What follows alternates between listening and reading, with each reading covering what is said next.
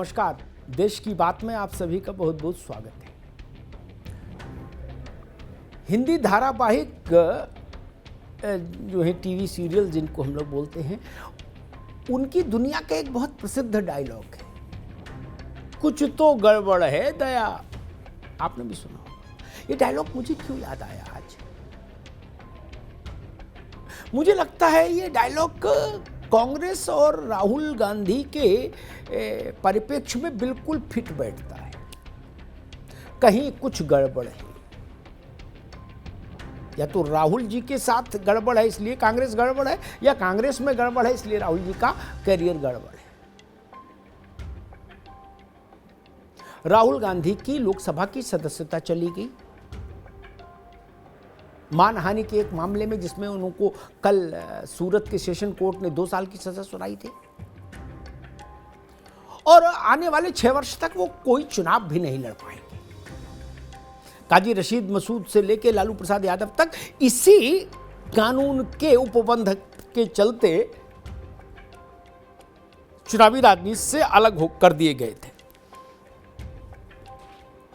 अब वही स्थिति राहुल गांधी के लिए बन गई। यानी अभी की सदस्यता तो चलिए साल भर की थी, 24 का चुनाव गया और 29 का भी गया। सबसे बड़ा प्रश्न ये कि क्या राहुल गांधी अपने साथ घटी इस दुर्घटना को पार्टी और अपने सौभाग्य के रूप में परिवर्तित कर सकते हैं? इतना क्षमता, साहस, कर्मठता उनके पास है? वो भी तब जब भारतीय जनता पार्टी ने इस सारे प्रकरण को ओबीसी अस्मिता से जोड़ दिया है। भाजपा में उसके राष्ट्रीय अध्यक्ष से लेकर जगत प्रकाश नड्डा से लेकर केंद्रीय मंत्रियों से लेकर राज्यों तक के सारे ओबीसी संवर्ग के नेता एक ही बात बोल रहे हैं कि कांग्रेस ओबीसी विरोधी, राहुल गांधी ओबीसी विरोधी, पिछड़ा विरोधी। कैसे निपटिएगा इससे? भाजपा गली गली, शहर शहर, गांव गांव, खेत खेत, मेड़ मेड़ ये सवाल पैदा करेगी कि कांग्रेस ओबीसी विरोधी है।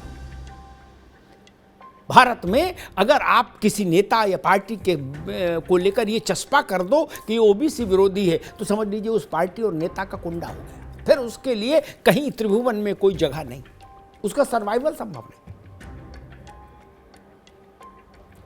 राहुल गांधी ने पूरे गांधी परिवार को एक विचित्र से भंवर में लाकर फंसा दिया। सोनिया जी अस्वस्थ हैं, उनकी अवस्था भी है। प्रियंका गांधी आधे तौर पर राजनीति में हैं, आधे तौर पर नहीं हैं, कभी सक्रिय होती हैं, कभी अपना घर परिवार देखती हैं। और राहुल गांधी के साथ ये हो गया कि उनकी सदस्यता चली गई। अब एक बड़े दोराहे पर खड़ा है गांधी परिवार। राहुल गांधी का राजनीतिक भविष्य दांव पर है। इंदिरा गांधी के चुनाव को रद्द किया था जस्टिस जगमोहन लाल सिन्हा ने, इलाहाबाद हाई कोर्ट। लेकिन सुप्रीम कोर्ट से इंदिरा गांधी को राहत मिल गई थी और उसके बाद उन्होंने इमरजेंसी भी ठोक दी थी।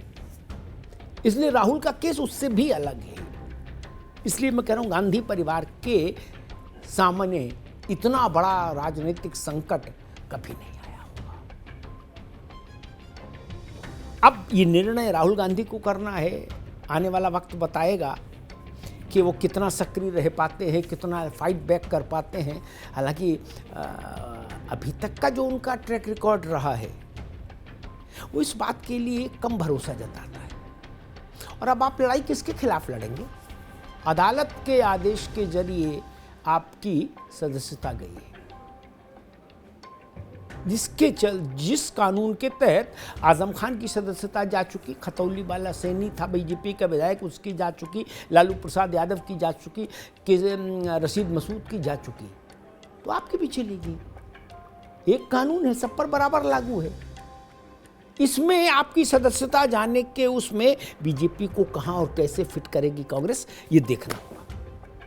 जब मैं कांग्रेस और राहुल गांधी जी के इन दोनों के अंतः संबंधों पर विचार करता हूं तो मुझे लगता है कहीं कुछ तो गड़बड़ है।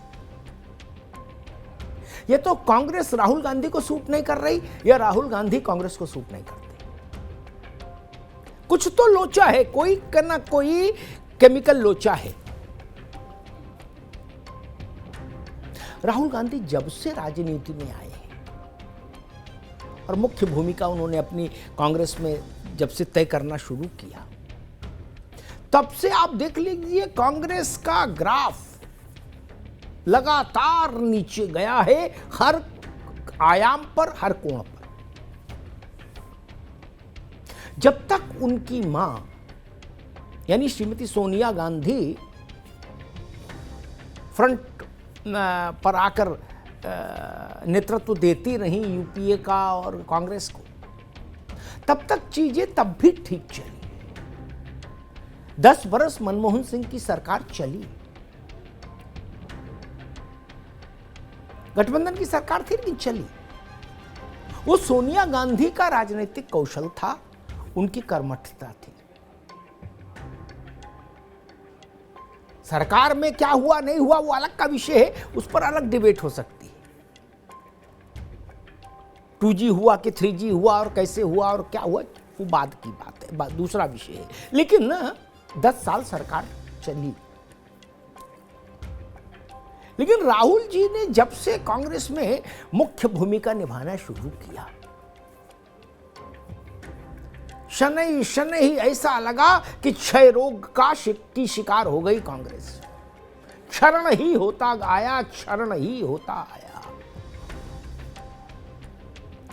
जो परिवार लंबे दौर से कांग्रेस और गांधी परिवार के एक तरह से हिस्से थे, वो तक छोड़कर चले गए। ज्योतिरादित्य सिंधिया जैसे नौजवान नेता आज जो असम के मुख्यमंत्री हैं, वो उनको देख, वो ऐसे तमाम एक फेरिस्ट है जो लोग छोड़कर चले गए। कांग्रेस कमजोर हुई उनसे।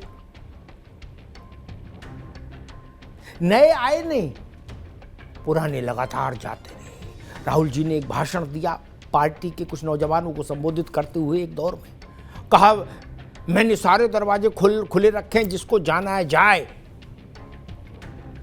पता नहीं किस घड़ी में बोले, उसके बाद से जाने का ऐसा सिलसिला चला कि रुका ही नहीं। परिणाम देने वाले लोगों से लगभग कांग्रेस खाली होने लगी। राज्य दर राज्य ये स्थितियां पैदा हो गई। फिर अचानक से किसी ने, शायद राहुल जी का जो कोर ग्रुप है, उसने उनको सलाह दे दी कि आपको एंग्री यंग मैन लुक लेना चाहिए। वो एंग्री यंग मैन लुक ले लिया और सबसे पहला प्रहार उन्होंने कर दिया अपनी ही सरकार, अपने प्रधानमंत्री मनमोहन सिंह के ऊपर। वो एक ऑर्डिनेंस लेकर आए थी सरकार, कैबिनेट ने उसको पास किया था। उसको उन्होंने प्रेस कॉन्फ्रेंस में, अजय माकन प्रेस कॉन्फ्रेंस कर रहे थे, वहाँ राहुल जी प्रकट हुए और उस ऑर्डिनेंस की कॉपी को लेके फाड़ के फेंक दिया। लेकिन उसका उन्होंने, उनके जो PR एजेंसी जैसी सेवाएं देने वाले लोग थे, उन लोगों ने एक ऐसा वो चित्र खींचने की कोशिश की कि राहुल जी का तेवर देखिए, कलेवर देखिए, धार देखिए, अपने प्रधानमंत्री को भी नहीं बख्शा। जलजला देखिए भाई का। वो जलजला तो कुछ नहीं हुआ, जल जला हो गया। समझ रहे ना? अब जलजला एक साथ नहीं, जल भी गए, जला भी गए। वो स्थिति हो गई। मनमोहन सिंह भले आदमी थे, वो खैर क्या बोलते, लेकिन उनको अपमान का घूंट पीना पड़ा कि केंद्रीय मंत्रिमंडल ने जिस प्रस्ताव को पास किया, स्वीकार किया, उसको राहुल गांधी ने सरे बाजार फाड़कर फेंक दिया। उसके बाद राहुल गांधी को उनके ही सलाहकारों ने समझाया कि कांग्रेस में शायद सीधे और तीखा बोलने की कमी है और ये जो गैप है इसको आप भर सकते हैं। राहुल जी को बात समझ आ गई। उन्होंने कहा कि ठीक है, मुझे कुछ बताओ क्या कैसे कर सकते हैं। तो सबसे पहला उनसे वक्तव्य उसके बाद दिलवा दिया कि गांधी जी की हत्या RSS वालों ने की। उसके बाद मुकदमों की बाढ़ आ गई। कहां कहां माफी मांगे, कहां कहां हाथ जोड़े, क्योंकि आप सिद्ध नहीं कर सकते ना ये। फिर सावरकर पर बयान दिला दिया। वो भी गले पड़ गया अदालतों में। फिर राहुल जी के वकील चिट्ठी लिए घूमते रहे अदालत अदालत। आज जब हम और आप बात कर रहे हैं ना, तो मुझे आज कोई बता रहा था कि आधा दर्जन से ज्यादा, कितने, आधा दर्जन से ज्यादा ऐसे स्थान हैं देश में, शहर हैं, जिनकी अदालतों से राहुल गांधी जमानत पर हैं अलग अलग केसों में। नेशनल हेराल्ड भी उसमें शामिल है, दिल्ली। आप सोच सकते, ये आधे दर्जन से ज्यादा, 6-7 जमानतें। ऐसी स्थिति क्यों बनी उनके लिए? इसलिए बनी क्योंकि लोगों ने, उनके कोर कमेटी का जो, या कोटरी के जो लोग हैं, उन्होंने कहा कि आप शेर हैं। किसी ने कहा आप शेर के बच्चे हैं, तो किसी ने कहा नहीं, आप खुद ही शेर हैं। अब इतने 4-5-10 लोग एक कमरे में बैठकर कहें आप शेर हैं, शेर हैं, तो स्वाभाविक है राहुल जी को भी लगा होगा कि हाँ मैं शेर हूं। फिर उन्होंने 2019 के चुनाव में कहा कि नहीं, मैं डायरेक्ट मोदी से हेड ऑन करूंगा, नरेंद्र मोदी से। फिर उनकी कोर कमेटी के लोगों ने ताली पीटी, बोली जय हो जय हो, प्रभु का प्राकट्य हुआ। राहुल जी मंच पर गए और उन्होंने कहा चौकीदार चोर है। मोदी ने नारा दिया था मैं हूं चौकीदार, तो राहुल जी ने कहा, नारा दिया उसके काउंटर में कि चौकीदार चोर है, और राफेल में मोदी ने पैसा खाया। ये लाइन राहुल गांधी ने ले ली। चुनाव में तो खैर कांग्रेस का क्या हुआ वो आपने देख ही लिया 19 में। सुप्रीम कोर्ट ने राहुल गांधी के वकील से कहा कि माफी मांगी। वो भाई साहब चतुर थे, उन्होंने माफी मांगने के बजाय लिख के दे दिया हमको खेद है। सुप्रीम कोर्ट ने कहा ना, खेद नहीं बोला, माफी बोला है, माफी लिखिए। तो वहां राहुल गांधी ने माफी मांगी और जान छूटी चौकीदार चोर है पर। फिर उन्होंने एक और सनसनी लाए, वो अपने कोटरी की सलाह पर कहा हजारों महत्वपूर्ण लोगों के फोन में मोदी की सरकार ने पेगासस डाल दिया है। अब हिंदुस्तान का आम आदमी तो समझा ही नहीं क्या है पेगासस, क्या बवाल है और कैसे फोन पड़ता। राहुल जी ने इसको एक इशू बनाया, अपनी पूरी पार्टी के बड़े बूढ़े नेताओं तक से कहा कि तुम लोग भी इंटरनेट से पेगासस पढ़ो और केवल पेगासस पेगासस बोलो, पेगासस पेगासस पेगासस, पूरा पश्चिम उत्तर दक्षिण पेगासस। मरता क्या करता, बॉस इज ऑलवेज राइट। कांग्रेसी लग गए पेगासस पेगासस पेगासस। मामला कोर्ट में गया, सुप्रीम कोर्ट में, वहां भी टाई टाई फिस हो गई पेगासस की। फिर एक रिपोर्ट आ गई हिंडनबर्ग की, गौतम अडानी की कंपनियों को ले गए। राहुल जी को लोगों ने समझाया कि अब की 7 बार तब चुप क्यों, अब ना चुप के चौहान। वाह वाह वाह। बोले अब की ऐसा मुद्दा आया है हुजूर कि बस आप इस मुद्दे को अगर पकड़ लिए तो फिर मोदी के लिए कोई रास्ता नहीं बचेगा। राहुल जी निकल गए अडानी पर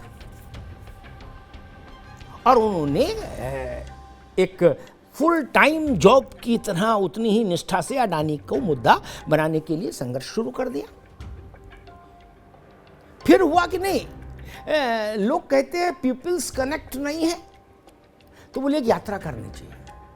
तो एक यात्रा प्लान हो गई और भारत जोड़ो यात्रा। राहुल जी ने दाढ़ी भी बढ़ाई, एक लुक बदला। भारत जोड़ो यात्रा और अडानी एक साथ ट्रेवल करते रहे राहुल जी के पॉलिटिकल करियर में।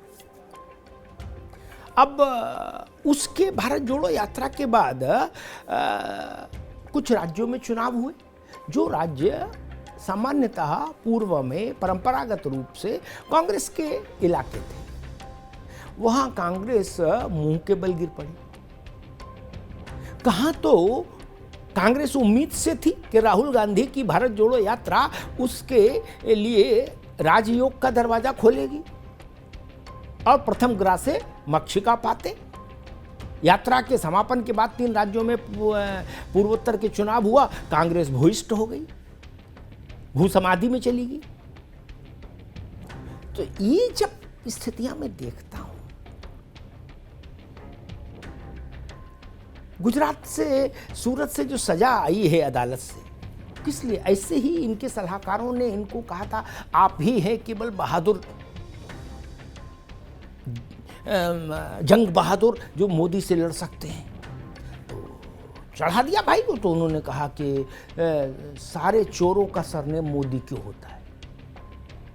ताली तो बजी थी जब इस बयान दिया था उन्होंने मंच से।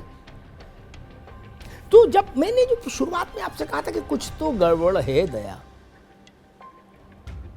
या तो राहुल गांधी कांग्रेस में है इसलिए राहुल गांधी के ग्रोथ के सारे रास्ते धीरे धीरे खत्म होते जा रहे हैं, या ये कह लीजिए राहुल गांधी कांग्रेस में है इसलिए कांग्रेस का भाग्य लगातार, उसके भाग्य के सितारे अस्त होते जा रहे हैं, राज्य दर राज्य, जिला दर जिला।